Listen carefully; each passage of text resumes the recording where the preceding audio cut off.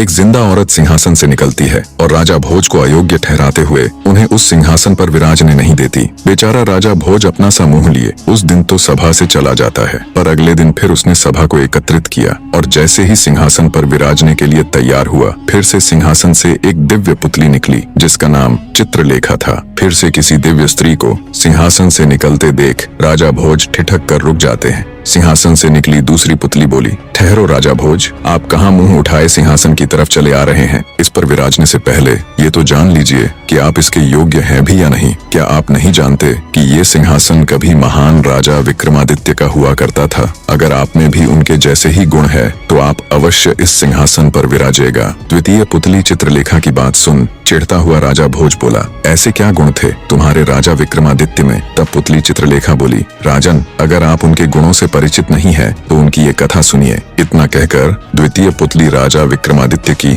कथा सुनाना प्रारंभ करती है। एक बार राजा विक्रमादित्य जंगलों में गए हुए थे। वहाँ उन्होंने एक साधु को देखा जो अपनी साधना में लीन थे, जिसके चेहरे पर एक अलग ही तेज था। उनको देखने मात्र से ही विक्रमादित्य उनसे बहुत प्रभावित हुए। वे उनको प्रणाम कर वहीं उनके समीप बैठ गए। साधु महाराज ने बहुत देर तक विक्रमादित्य से वार्ता की, जिसमें उन्होंने विक्रमादित्य को सद्कर्म और भक्ति मार्ग पर चलने का महत्व समझाया। साधु महाराज बोले, किसी भी इंसान का जीवन तब तक व्यर्थ है जब तक वो अपने पृथ्वी पर भेजे जाने के असली मकसद अर्थात भक्ति मार्ग को पूरा न कर ले। चाहे वो कितना ही यश और वैभव क्यों न प्राप्त कर ले, पर उसका जीवन व्यर्थ ही है। साधु महाराज की बातों ने राजा विक्रमादित्य को अंदर तक झकझोर दिया। वे उनको प्रणाम कर भारी हृदय से राज्य लौट जाते हैं। कुछ दिन बीत जाने के बाद भी उनके मन में साधु महात्मा की कही गई वही बातें घूमती रहती। उनका मन उखड़ा उखड़ा सा रहने लगा था। अंततः उन्होंने सर्वस्व त्याग कर जंगल में जाकर भक्ति करने का निश्चय किया। वे अपने भाई भर्तहरि को पूरा राजकाज सौंप देते हैं और बिल्कुल साधारण वस्त्रों में सर्वस्व त्याग कर साधना हेतु जंगलों में चले जाते हैं। उनके जाने के बाद सारा राज्यकाज उनके भाई भर्तहरि ने संभाल लिया। समय अपनी गति के साथ बीतने लगा। एक समय उज्जैन में एक तपस्वी गुरु गोरखनाथ का आगमन हुआ। गोरखनाथ राजा भर्तहरि के दरबार में पहुंचे।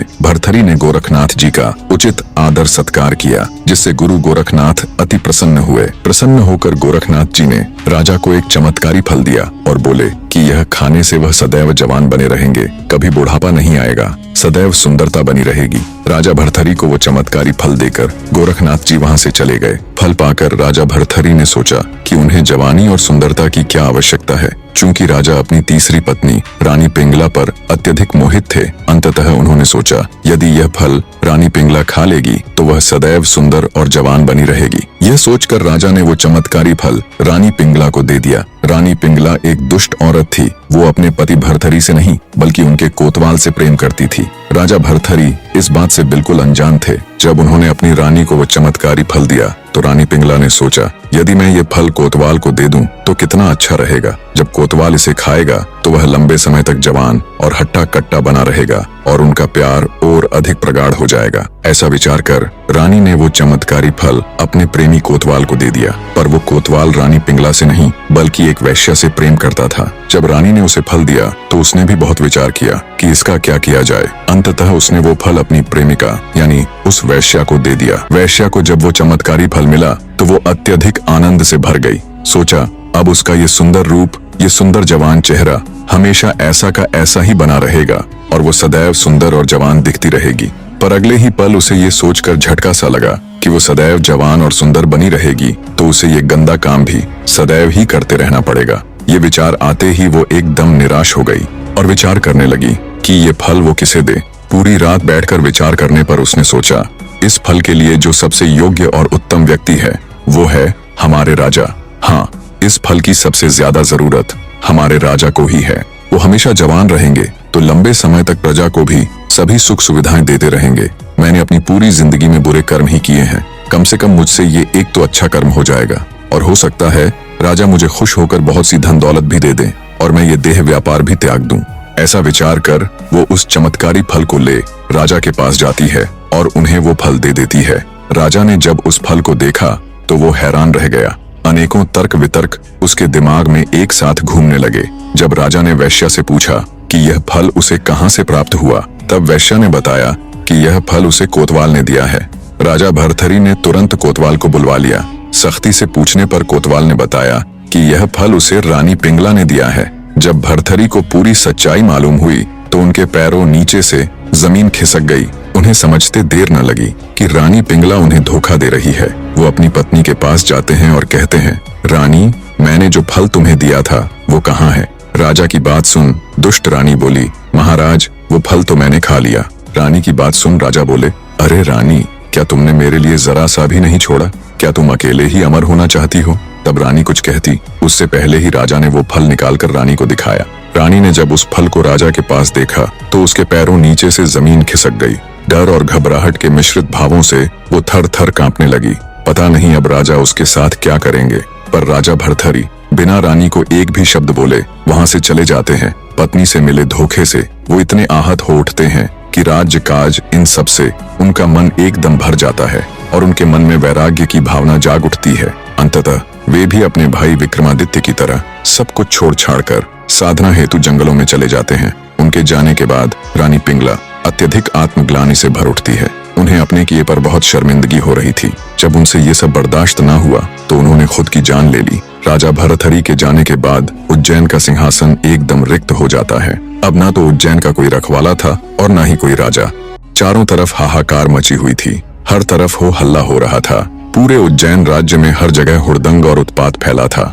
ना कोई रोकने वाला था, ना कोई टोकने वाला था, ना कोई राजा था और ना कोई रखवाला।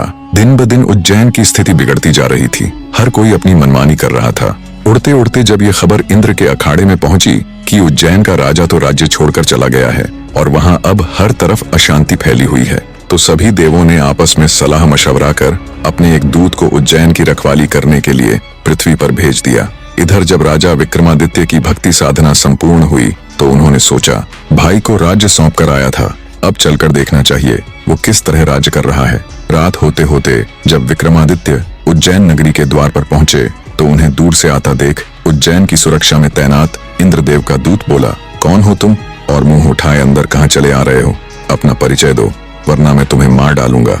दूत की बात सुन विक्रमादित्य ने उसे अपना परिचय दिया और कहा कि मैं राजा विक्रम हूँ, तू अपनी बता, तू कौन है? दूत ने बताया कि उसे सभी देवताओं ने आपसी सलाह से यहाँ रखवाली के लिए भेजा है क्योंकि यहाँ का राजा भरथरी राज्य को छोड़कर चला गया। आगे वो दूत बोला, मैं तुम्हें नहीं जानता पर मैंने राजा विक्रमादित्य का नाम जरूर सुन रखा है। उस वीर पुरुष के किस्सों से मैं भली भांति परिचित हूँ, पर मैं कैसे मान लूं तुम वही महान राजा विक्रमादित्य हो? अगर तुम सच में विक्रमादित्य ही हो तो मुझे युद्ध में परास्त करके दिखाओ, तब मैं ये अवश्य ही मान लूंगा कि तुम ही राजा विक्रमादित्य हो। देव की बात सुन विक्रमादित्य बोला, अगर तुम ऐसा ही चाहते हो तो ठीक है। दोनों के बीच युद्ध हुआ और कुछ ही देर में विक्रमादित्य ने उस दूत को पछाड़ दिया। तब दूत अपनी हार स्वीकारते हुए बोला, मान गया कि तुम ही राजा विक्रमादित्य हो। तुम मुझे कुछ मत करो, मैं तुम्हें एक ऐसा वरदान दूंगा जो आजीवन तुम्हारे काम आएगा। दूत की बात सुन विक्रमादित्य हंसता हुआ बोला, तू मुझे वर देगा? तब दूत बोला, मेरी बात कान खोलकर सुनो विक्रमादित्य। माना कि तुम सबसे श्रेष्ठ हो, माना कि सब राजा तुमसे डरते हैं, माना कि पूरे देश में तुम सा कोई दूसरा राजा नहीं, पर हे राजन, मैं तुम्हें ऐसे 4 वीर भेंट करूंगा जो तुम्हारी आज्ञा से कहीं भी आ जा सकते हैं। वो सूक्ष्म से सूक्ष्म और दीर्घ से दीर्घ हो सकते हैं। जब भी तुम्हें उनकी जरूरत हो बस एक आवाज देना, वो चारों हाजिर हो जाएंगे। इतना कहते हुए उस इंद्र के दूत ने वे 4 वीर राजा विक्रमादित्य को भेंट कर दिए। कहते हैं तब से राजा विक्रमादित्य को वीर विक्रमादित्य के नाम से जाना जाने लगा। राजा वीर विक्रमादित्य के वापस आने से संपूर्ण उज्जैन नगरी ने खुश हो भगवान श्री राम के आगमन की ही तरह विक्रमादित्य का स्वागत भी घी के दिए जलाकर किया। पूरे राज्य में हर तरफ खुशियों का माहौल था। उज्जैन की प्रजा एक बार फिर से अपने चहीते राजा विक्रमादित्य को पाकर खुश थी। महान राजा विक्रमादित्य की जीवन गाथा का किस्सा सुनाकर राजा भोज से कहती है, हे राजा भोज, क्या तुम्हारे अंदर है इतनी क्षमता कि तुम चंद पलों में अपने राज्य को तज कर भक्ति साधना के लिए चले जाओ? क्या तुम्हारे अंदर है इतनी क्षमता कि तुम भगवान इंद्र के दूत को परास्त कर उसे अपना गुलाम बना लो और वर देने के लिए विवश कर दो? क्या तुम्हारे पास भी है राजा विक्रमादित्य की तरह वो 4 शक्तिशाली वीर जो तुम्हारे बस एक इशारे पर तुम्हारे लिए कुछ भी कर दें? अगर है तुम्हारे अंदर भी ये सब खूबियां तो बेशक तुम इस सिंहासन पर विराजमान हो सकते हो। द्वितीय पुतली चित्रलेखा की बात सुन राजा भोज का मुंह उतर जाता है। विक्रमादित्य के किस्से सुन राजा भोज को खुद पर बड़ी लज्जा महसूस हुई। उन्होंने अपने मन में विचार किया कि वो तो विक्रमादित्य के सामने सच में ही एक तुच्छ मनुष्य है। सच में कितने महान थे विक्रमादित्य, जिन्होंने एक साधु के कहने मात्र से अपना सिंहासन त्याग दिया और राजकाज छोड़कर वर्षों जंगलों में रहकर तप किया। कितने शक्तिशाली थे वो, जिसने देवताओं के भेजे दूत को चंद पल्लों में अपने सामने झुकने पर मजबूर कर दिया। ये सभी विचार करते करते उन्होंने सोचा, पर अब तो विक्रमादित्य यहाँ नहीं है, अब तो उनका समय नहीं है। ये समय मेरा है और मुझे पूरा अधिकार है इस दिव्य सिंहासन पर विराजने का। आज का दिन भले ही बीत गया हो, लेकिन मैं कल अवश्य ही इस अलौकिक सिंहासन पर बैठकर रहूंगा। इन्हीं विचारों के साथ राजा भोज दरबार से चला जाता है। सिंहासन से निकली प्रथम पुतली रत्नमंजरी की ही तरह दूसरी पुतली चित्रलेखा ने भी भोज को सिंहासन पर बैठने नहीं दिया। अगले दिन फिर से तय समय पर सभी राज दरबार में उपस्थित हो गए। राजा भोज फिर से मन में एक नई उम्मीद लिए सिंहासन पर बैठने को उतावले हो उसकी तरफ बढ़ते हैं, पर जैसे ही वो सिंहासन के पास जाते हैं, एक बार फिर से उस दिव्य सिंहासन से एक रहस्यमयी पुतली प्रकट हुई, जिसका नाम था सत्यभामा। राजा भोज को सिंहासन की तरफ बढ़ता देख तीसरी पुतली सत्यभामा गरजती हुई बोली, रुकिए राजा भोज, इस सिंहासन पर बैठने से पहले ये तो जान लो कि क्या तुम इसके योग्य हो भी कि नहीं। जिस महान व्यक्ति का ये सिंहासन था, क्या तुम भी उसके जितने योग्य हो। पुतली की बात सुन राजा भोज के कदम एक बार फिर जहाँ के तहाँ रुक जाते हैं। सिंहासन से निकली तीसरी पुतली सत्यभामा अन्य पुतलियों की ही तरह राजा भोज को वीर विक्रमादित्य का किस्सा सुनाना प्रारंभ करती है। तो सुनो राजन, एक लड़की की नई नई शादी हुई थी। सुहाग रात वाली रात वो सुहाग सेज पर बैठकर अपने पति का इंतजार कर रही थी। तभी कुछ दासियां वहां आई और उसे पकड़कर घर के नीचे बने तल घर में ले गई। नई नवेली दुल्हन दासियों के इस एकदम से किए गए व्यवहार से अचंभित हो गई। उसे कुछ समझ नहीं आया कि ये उसके साथ हुआ तो हुआ क्या। वो कुछ समझ पाती इससे पहले ही उसे पकड़कर लाई दासियां बोली, आपके पति की आज्ञा से आपको जीवन भर इस तल घर में बंद रखा जाएगा। पहले से ही उलझनों में फंसी देवयानी के लिए ये वचन किसी परमाणु बम से कम नहीं थे। अचंभित होती हुई वो उन दासियों से बोली, ये आप क्या कह रही है और मुझे क्यों इस तल घर में बंद करके रखा जाएगा। मैं बहू हूँ इस घर की, क्या मुझे यहाँ बंद करने के लिए विवाह करके लाया गया है। मेरे पति कहाँ है, मैं उनसे अभी की अभी मिलना चाहती हूँ। देवयानी की बात सुन दासियां बोली, माफ करे बहू रानी, पर आप उनसे अपने इस जीवन में तो कभी नहीं मिल पाएंगी। दासियों की बात सुन नई नवेली दुल्हन यानी देवयानी के सब्र का बांध टूट गया। वो गुस्से से बोली, ये मेरे साथ क्या व्यवहार हो रहा है, तुम सब ये क्या कह रही हो। आखिर मेरा अपराध क्या है जो मुझसे इस तरह का सलूक किया जा रहा है। तब उनमें से एक दासी बोली, बहुत बड़ा अपराध हुआ है आपसे बहू रानी। सुना है विवाह से पूर्व आप कहा करती थीं कि पुरुष की अपेक्षा स्त्री अधिक चतुर और बुद्धिमान होती है। दासी की बात सुन गुस्से में देवयानी बोली, हाँ बिल्कुल मैं ऐसा कहा करती थी और अब भी कहती हूँ कि स्त्री पुरुष की अपेक्षा अधिक चतुर और बुद्धिमान होती है। नई दुल्हन यानी देवयानी की बात सुन दासियां कुछ कहती, उससे पहले ही उस लड़की की सासू वहां आ गई जिसने उसकी ये बात सुन ली। वो गुस्से से देवयानी से बोली, मूर्ख लड़की, तेरे इसी अभिमान का दंड अब तुझे जीवन भर मिलेगा। जिस दिन से मेरे पुत्र ने सुना है कि तुम लड़की होकर इस तरह की बातें करती हो, उसी दिन से वो हमारे पीछे पड़ा हुआ है और उसने आग्रह किया कि वो तुमसे विवाह करना चाहता है और हमें भी मजबूरी में उसकी बात माननी पड़ी। अब वो तुझे जीवन भर इसी तल घर में बंद करके रखेगा, ये देखने के लिए कि तुम कितनी बुद्धिमान हो, कितनी चतुर हो। ये सुन देवयानी के पैरों नीचे से जमीन खिसक जाती है। स्वतः ही उसकी आंखों से टप टप करके आंसू बहने लगते हैं। आगे उसकी सासू बोली, स्त्री को अपनी मर्यादा का ध्यान रखना चाहिए। जो स्त्री अपनी मर्यादा को उल्लंघने की कोशिश करती है उनकी यही दुर्दशा होती है। इतना कहकर वो दासियों के साथ वहां से चली जाती है। लड़की के ऊपर तो जैसे दुखों का पहाड़ टूट पड़ा था। वो निर्जीव से शरीर के साथ वहीं माथा पकड़कर बैठ जाती है। वहीं पर उस बेचारी को 2 समय का खाना दे दिया जाता। अपने पति के इस कृत्य से देवयानी बहुत आहत हुई। उसे समझ ही नहीं आ रहा था ये उसके साथ हुआ तो हुआ क्या। अब उसके पास सिवाय रोने और अपनी किस्मत को कोसने के और कोई चारा नहीं था। दिन बीतते गए और जब उस बेचारी के रो रो कर आंसू सूख गए तो देवयानी ने अपने मन में ये प्रण किया कि वो उस दुष्ट आदमी को सबक सिखाकर रहेगी और उसका गुरूर तोड़ते हुए ये सिद्ध करके दिखा देगी कि उसकी सोच सही है।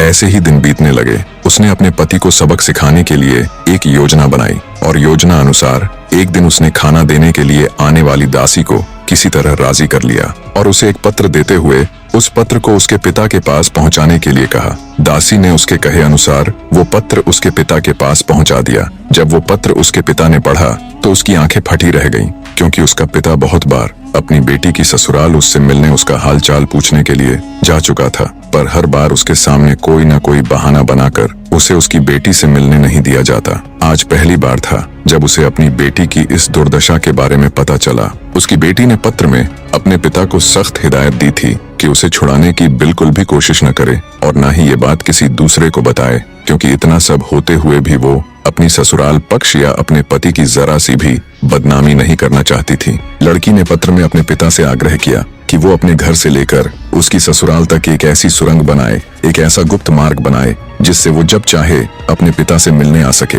अब लड़की का दुखियारा पिता बेचारा मरता क्या न करता, उसने अपनी बेटी के कहे अनुसार सुरंग बनानी शुरू कर दी और कुछ महीनों बाद वो इसमें सफल भी हो गया। एक दिन हमेशा की तरह लड़की बेचारी गुमसुम सी बैठी हुई थी। तभी उसे जमीन के अंदर कुछ ध्वनि सुनाई दी। कुछ ही देर में उस गुप्त मार्ग के जरिए उसका पिता उसकी आंखों के सामने था। बहते नेत्रों के साथ लड़की भागकर अपने पिता से लिपट गई। देवयानी का पिता उसकी हालत देख अत्यंत दुखी हुआ। लड़की सुरंग के रास्ते अपने पिता के घर आ गई। अब वो हर रोज उस गुप्त मार्ग से कुछ समय के लिए अपने पिता के घर जाने लगी। जाने कितने दिनों कितने महीनों बाद उसके चेहरे पर मुस्कान लौटी थी और उसने खुली हवा का एहसास किया था। अब वो स्त्री हर रोज उस सुरंग के जरिए अपने घर आने जाने लगी। स्त्री ने अपने पति को सबक सिखाने के लिए ग्वालन का रूप बना लिया और पिता की सहायता से नगर के बाहर एक छोटा कच्चा मकान बनवा लिया और कुछ गाय भी पाल ली। अब वो ग्वालन के वेश में अच्छी तरह से बन ठन कर अपने पति को रिझाने के लिए उसके आसपास रहकर, जहां वो अपनी मित्र मंडली के साथ उठता बैठता था, दूध बेचने लगी। आखिरकार जैसे उसने सोचा वैसा ही हुआ। उसके पति की निगाह उस पर पड़ ही गई। वो उसके रूप रंग पर इतना मोहित हो गया कि अब तो वो हर रोज उसके आने के समय उसे क्षण भर देखने के लिए वहां बैठने लगा। कई दिन ऐसे ही गुजर गए। तब ग्वालन का वेश धारण किए देवयानी ने खुद ही शुरुआत कर दी और एक दिन दूध देने के बहाने उससे बोली, दूध ले लीजिए ना मालिक, बस थोड़ा सा ही बचा है। अब हर रोज दूध के बहाने उनकी मुलाकात होने लगी। इसी बीच उनमें थोड़ी बहुत बातचीत भी हो जाती। ऐसे ही उनका प्रेम प्रसंग आगे बढ़ने लगा। एक दिन बातों ही बातों में बनिए के लड़के ने उस ग्वालन से अपने प्यार का इजहार कर दिया। अंधे को क्या चाहिए, दो आंखें। ग्वालन यानी देवयानी ने बिना समय गवाए उसका इजहार स्वीकार कर लिया। बनिए का लड़का अब हर रोज रात को नगर से बाहर बने ग्वालन के ठिकाने पर जाने लगा। अब हर रोज का यही प्रसंग था। देवयानी सुरंग से होती हुई अपने घर आती और वहां से ग्वालन का वेश धारण कर अपने पति से मिलती। ऐसे ही उन दोनों को मिलते मिलते काफी समय बीत गया। बनिए का लड़का अब हर रोज अपनी ग्वालन प्रेमिका को कुछ न कुछ भेंट देने लगा। कभी आभूषण तो कभी धन, तो कभी कुछ तो कभी कुछ। पर फिर एक दिन जब बनिए का लड़का ग्वालन से मिलने आया तो न उसे ग्वालन का वो कच्चा मकान मिला, न उसकी गाय और न वो खुद। ये देख वो भौचक्का सा खड़ा रह गया। उसने आसपास बहुत पूछताछ की पर कोई उसे कुछ बताता तो तब जब किसी को उस ग्वालन के बारे में कुछ मालूम होता। ग्वालन के प्यार में वो अब हर समय विरक्त रहने लगा। उधर ग्वालन यानी देवयानी का उससे मिलना बंद करने के दो कारण थे। एक तो वो उसे बिछड़ने का एहसास करवाना चाहती थी और दूसरा कारण ये कि वो माँ बनने वाली थी। एक दिन जब दासियां उसे खाना देने आई तो वहाँ एक नवजात बच्चे को देवयानी की गोद में खेलता देख दंग रह गई। आखिर वो तो 2 साल से तल घर में बंद थी, तो फिर ये बच्चा कहाँ से आया। वो तुरंत भागी भागी अपनी मालकिन के पास गई और उसे सारी परिस्थिति से अवगत करवाते हुए बोली, माँ जी, अपनी बहू को बच्चा हुआ है। ये बात सुन बुढ़िया उसे झिड़काते हुए बोली, क्या तुम पागल हो गई हो, जो कुछ भी अनाप शनाप बके जा रही हो। 2 साल से तल घर में बंद अकेली स्त्री को बच्चा कैसे पैदा हो सकता है। वो तुरंत दासियों के साथ तल घर में जाती है। देखा तो उनकी बहू की गोद में एक नवजात शिशु खेल रहा है। ये देख उसके भी पैरों नीचे से जमीन खिसक गई। आग बबूला होते हुए बोली, ये बच्चा किसका है। देवयानी बड़े ही शांत स्वर में बोली, मेरा और मेरे पति का है। ये बात सुनते ही उसकी सासू माँ के गुस्से का ठिकाना ना रहा। बोली, नीच उल्टा, मेरा बेटा तो कभी झांकने भी नहीं आया तल घर में, जो तू उसे इस बच्चे का बाप बता रही है। देवयानी बोली, माँ जी, कुछ भी कहने से पहले आप एक बार उन्हें बुला तो दीजिए। एक बार वो कह दे कि वो मुझसे कभी नहीं मिले। बहू की बात सुन आग बबूला होते हुए उसकी सासू माँ बोली, चरित्रहीन, कब मिला मेरा बेटा तुझसे। पता नहीं किसका पाप मेरे बेटे की सिर मड़ रही है। लगता है ये दासियां भी तुझसे मिली हुई है। लगता है यहाँ कोई गैर पुरुष आता रहा है। इतना कहते हुए बुढ़िया ने उसे घर से निकाल दिया। देवयानी रोती गिड़गिड़ाती रही पर उन्होंने उसकी एक न सुनी। बेचारी रात के समय आंखों में अश्रु लिए अपने बच्चे को ले चल पड़ती है। संयोगवश उसी रात राजा विक्रमादित्य वेश बदलकर प्रजा का हाल चाल जानने के लिए नगर में निकले हुए थे। उन्होंने जब रोती हुई अकेली स्त्री को देखा तो वो उसके पास गए और उससे रोने का कारण पूछा, पर देवयानी ने अपने ससुराल की बदनामी के डर से उन्हें कुछ न बताया। तब ब्राह्मण वेश में विक्रमादित्य उससे बोला, देखो तुम मुझे अपना दुख नहीं बताना चाहती तो न सही, पर मेरी एक बात जान लो, जीवन में अन्याय सहना और उसे छुपाने वाला भी उतना ही दोषी होता है जितना कि अन्याय करने वाला। अगर तुम मेरी बात मानो तो तुम्हें राजा विक्रमादित्य के पास जाना चाहिए। वो बड़े न्यायकारी राजा है और एक राजा भी पिता के ही समान होता है। वो अवश्य ही तुम्हारा कष्ट दूर करेंगे। इतना कहकर राजा विक्रमादित्य देवयानी को उसके पिता के घर छोड़ देते हैं। देवयानी को ब्राह्मण यानी विक्रमादित्य की बात खटक गई। उसने सोचा कि आखिर कब तक वो इस अन्याय को सहती रहेगी। अगले दिन जब वो अपने पिता के संग राजा विक्रमादित्य के दरबार में जाती है तो वो तुरंत राजा विक्रमादित्य को पहचान लेती है कि ये तो वही ब्राह्मण है जो पिछली रात मुझे मिला था। उसे समझते देर न लगी कि कल रात उससे मिलने वाले राजा विक्रमादित्य ही थे।